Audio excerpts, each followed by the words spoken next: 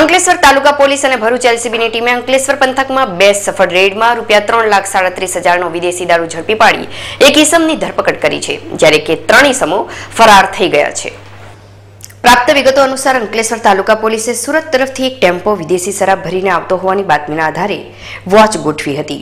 Watch દરમિયાન Ankleshwar Panoli highway પર PI industries પાસેથી બાતમી મુજબનો ટેમ્પો આવતા તેને બાજુમાં ઊભો રાખી તપાસ કરતા તેમાંથી વિદેશી દારૂના 1740 નંગ બોટલો કિંમત ₹1,91,400 મળી આવ્યો હતો.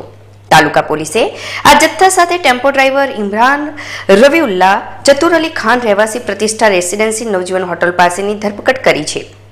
દારૂ ઉપરાંત ટેમ્પો તથા મોબાઈલ ફોન મળી કુલ ₹3,42,400ના મુદ્દામાલ સાથે પોલીસે ઇમરાનની ધરપકડ કરી વધુ તપાસ હાથ ધરી છે.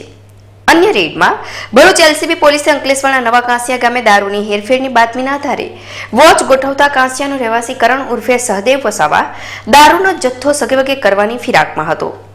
ત્યારે જ પોલીસે છાપો મારતા કરણ વસાવા તથા અન્ય 2 ઈસમો ફરાર થઈ ગયા હતા.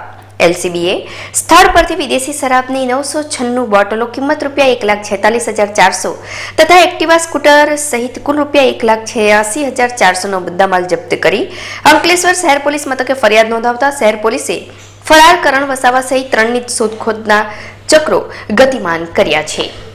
અંકલેશ્વર શહેર પોલીસે હવામહેલ વિસ્તારમાં રિક્ષામાંથી વિદેશી દારૂનો જથ્થો ઝડપી પાડી કુલ 66,000 ઉપરાંતનો મુદ્દામાલ કબજે કરી ફરાર 2 ઈસમોને ઝડપી પાડવાના ચક્રો ગતિમાન કર્યા છે. અંકલેશ્વરના પિરામણ પાસેના હવામહેલ પાસેથી શહેર પોલીસે બાતમીના આધારે રિક્ષા નંબર GJ1680-3226 માંથી વિદેશી દારૂનો જથ્થો ઝડપી પાડ્યો હતો. જોકે રિક્ષા ચાલક અનસ શેખ અને ઇમરાન દિવાન રિક્ષા મૂકી ફરાર થઈ ગયા હતા. પોલીસે 16,800ની કિંમતની વિદેશી દારૂની 96 નંગ બોટલ અને 50,000ની રિક્ષા મળી કુલ 66,800નો મુદ્દામાલ કબજે કરી ગુનો નોંધી ફરાર બંને ઈસમોને ઝડપી પાડવાની કવાયત હાથ ધરી છે.